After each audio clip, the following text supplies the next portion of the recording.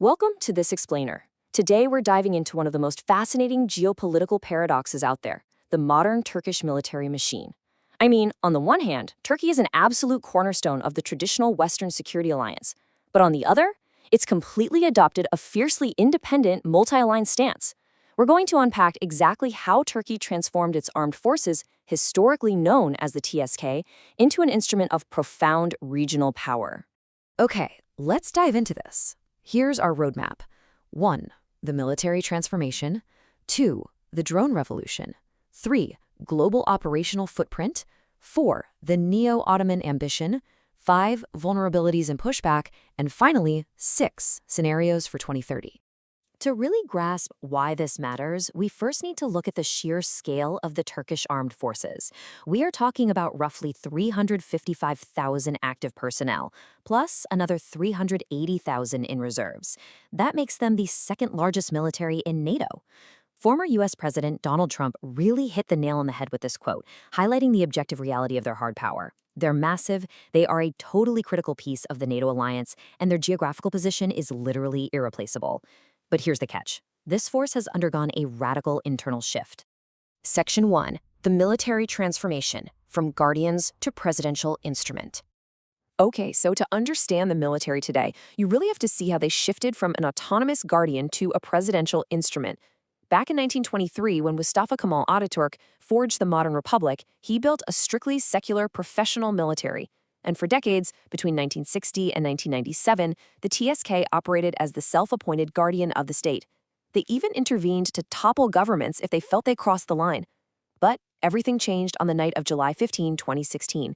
A failed coup attempt triggered massive structural overhauls. The government dismissed over 15,000 civil servants, which is just a staggering number, and expelled 24,000 military personnel. By 2017, a constitutional referendum officially ended the military's independence, subordinating the general staff directly to the executive presidency. The military was now, without a doubt, firmly under political control. Moving on to Section 2, the drone revolution, achieving strategic autonomy. Now, even with all those massive internal shakeups, the raw numbers of their current assets are incredibly impressive. The Army boasts roughly 260,000 personnel and over 2,500 main battle tanks. The Navy, 45,000 personnel, and they operate the TCG Anadolu. This is super cool. It's a light aircraft carrier designed specifically for drone operations. Then there's the Air Force, with 50,000 personnel relying on a huge fleet of F-16s while actively developing their very own fifth-generation fighter called Khan.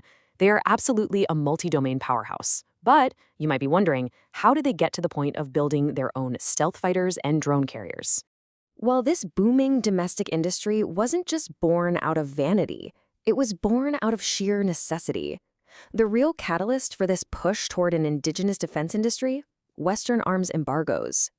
After the 1974 Cyprus intervention, U.S. embargoes convinced Turkish planners that relying on foreign supply chains was basically an existential risk.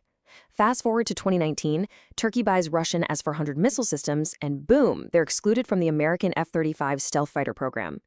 These moments literally forced Turkey to pivot, rapidly accelerating programs like the all-time main battle tank and that Khan fighter jet to achieve true independent strategic autonomy. And this brilliantly illustrates the payoff of that forced pivot. The financial trajectory here is just staggering. Back in 2015, defense exports sat at $1.7 billion. By 2019, the year of the F-35 exclusion, growth really accelerated.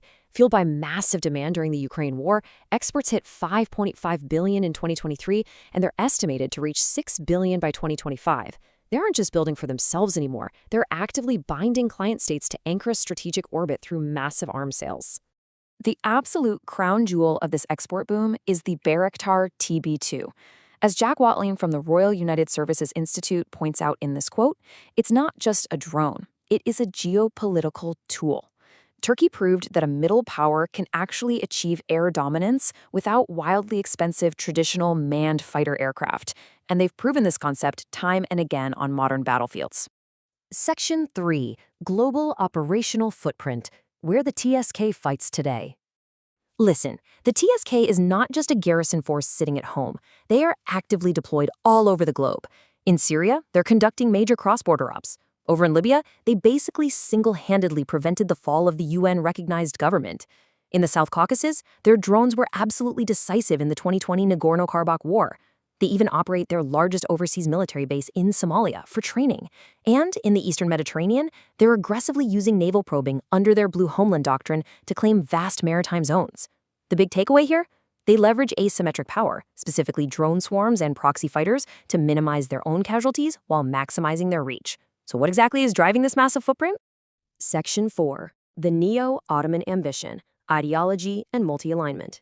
Now, what's really interesting about this slide is how Turkey positions itself globally today.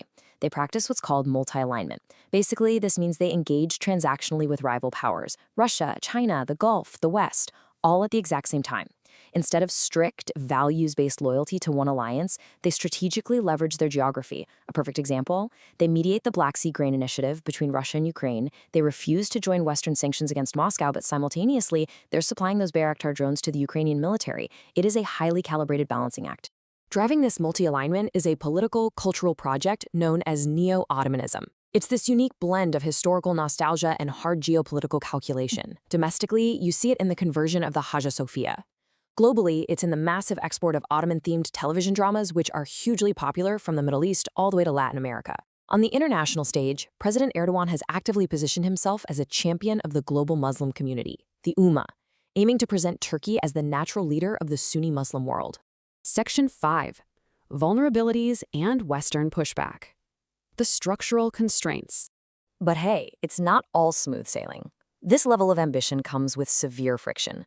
Despite their strength, there are deep structural constraints at play here. First off, a critical personnel crisis. The post-2016 purges cost the military thousands of experienced officers and pilots. That's a devastating loss of institutional memory that'll honestly take a generation to rebuild. Technologically, they still have a high dependency on foreign engines for their indigenous fighter and tank programs. And economically, the constraints are massive. I mean, imagine trying to fund next-generation stealth fighters with inflation hovering near 50%. Every lira spent on a jet is a lira not spent at home. Add in the logistical strain of multi-theater overextension, and the foundation starts to look pretty stressed. Furthermore, the West hasn't exactly been passive about Turkey's multi-aligned stance. The resistance is fragmented, sure, but it is impactful. The U.S. actually imposed CAATSA sanctions, a penalty usually designed for adversaries, and excluded Turkey from the F-35 program. Regionally, the Abraham Accords and East Med Energy Corridor were designed in part to exclude Turkey from Eastern Mediterranean energy politics. France has been actively campaigning against Turkish influence in European Muslim communities. And crucially, Greece is aggressively modernizing its military with Rafale fighters and French frigates, which directly alters the qualitative balance of power right there in the Aegean Sea. Section 6. 3 scenarios for 2030. Forecasting the future. So, the crucial point is, taking all of this into account, the progress, the ideology, the constraints, where does this leave the Turkish military by 2030? Our sources forecast 3 distinct paths. Path 1. The technological powerhouse. If Turkey stabilizes its economy and solves that engine dependency, it emerges as a top-tier regional force and global arms exporter. Path 2. The overstretched giant. Economic collapse and simultaneous conflicts in Syria and the Mediterranean hollow out the military, eroding its edge. And Path 3. The Eurasian pivot. A decisive rupture with the West pushes Turkey out of its NATO alignment entirely, forcing deeper defense and trade ties with Russia and China. Ultimately, which path they take depends entirely on their domestic economic performance and leadership decisions over the next 5 years. Which brings us to a final, incredibly provocative question based on everything we've explored today.